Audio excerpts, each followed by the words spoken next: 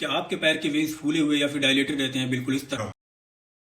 तो इसको बोलते हैं वेरिकोस वेन। अब ये होता क्यों है, क्या होता है, उसके बारे में आज हम बात करेंगे। हमारी लोअर लिम्ब है ना, हमारा जो पैर है नीचे का, उसमें वेन्स होती हैं। तो वेन्स जो है वो डायलेटेड हो जाती है, उसमें ब्लड बढ़ जाता है। और ये ऐसा क्यों होता है उसके बारे में मैं आपको बताता हूँ। देखिए, हमारे बॉडी में सर्कुलेशन होता है, ब्लड ऊपर से नीचे जाता है, फिर नीचे से ऊपर आता है। तो ब्लड सर्कुलेट होकर के नीचे हमारे पैर में तो चली गई, लेकिन अब नीचे से ऊपर पंप कैसे होगा? तो हमारे पैर के अंदर एक काफ मसल होता है। ये जो काफ मसल होते हैं ना, जब हम चलते हैं तो ये कॉन्ट्रैक्ट होते हैं। जब कॉन्ट्रैक्ट होंगे तो ब्लड को पंप करेंगे ऊपर की तरफ, तो वेन्स के थ्रू ऊपर आएंगे। ये ब्लड जो है पंप होकर के ऊपर तो आ गए, लेकिन फिर ऊपर से फिर से नीचे जा सकता है ना। तो ऊपर से नीचे ना जा पाए, उसके लिए वेन्स जो होती है ना, हमारी वेन्स नसें होती है ना, उसमें वेल्व्स लगे होते हैं, वो ब्लड को नीचे फिर से जाने के लिए रोकते हैं। अब प्रॉब्लम क्या होती है, ये वेल्व्स अगर खराब हो गए तो क्या हो जाएगा? ब्लड नीचे ही रह जाएगा, ऊपर भेजेगा। हमारा जो काफ मसल होता है वो ब्लड को ऊपर पंप करके भेजेगा, लेकिन फिर से वो नीचे चले जाएगा, क्योंकि उसको रोकने के लिए वेल्व्स नहीं है। ब्लड नीचे जाकर के पैर की नसों में यानी कि वेन्स में भर जाएंगे, वेन्स का पूलिंग हो जाएगा, तो हमें दिखने लग जाता है वो वेन्स डायलेटेड हो गई हैं। उसी डायलेटेड या फिर फूले हुए वेन्स को हम बोलते हैं वेरिकोस वेन। अब ये होता क्यों है? देखिए, बहुत प्रोलॉन्ग स्टैंडिंग, अगर बहुत टाइम तक खड़े रहते हैं, जैसे बस कंडक्टर हो गया, वॉचमैन हो गए, इनमें ये चीजें पाई जाती हैं,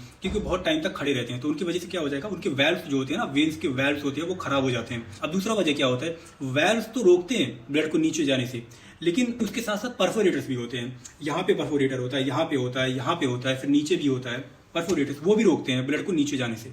वो खराब हो गया तो उसकी वजह से हो सकता है। आपको डीवीटी है उसकी वजह से हो सकता है। अब इसके क्लिनिकल फीचर्स क्या होते हैं? देखिए, पहले तो आपको डल एकिंग पेन होगा, जब आप खड़े होंगे या फिर चलेंगे तो आपको पेन होगा, और ये पेन चला जाएगा जब आप लेटेंगे और पैर को एलिवेट करेंगे, तो ये पेन चला जाएगा। दूसरा फीचर ये होता है कि आपके पैर में पिगमेंटेशन हो जाएगा। इसके बाद और भी क्लिनिकल फीचर्स होते हैं, जैसे कि लाइपोडर्मेटिव स्क्लेरोसिस हो जाएगा, एट्रोफिक ब्लैंकी हो जाएगा, कोरोना फ्लेबेक्टेसिया हो जाएगा, पैर में अल्सर हो जाएगा आपको।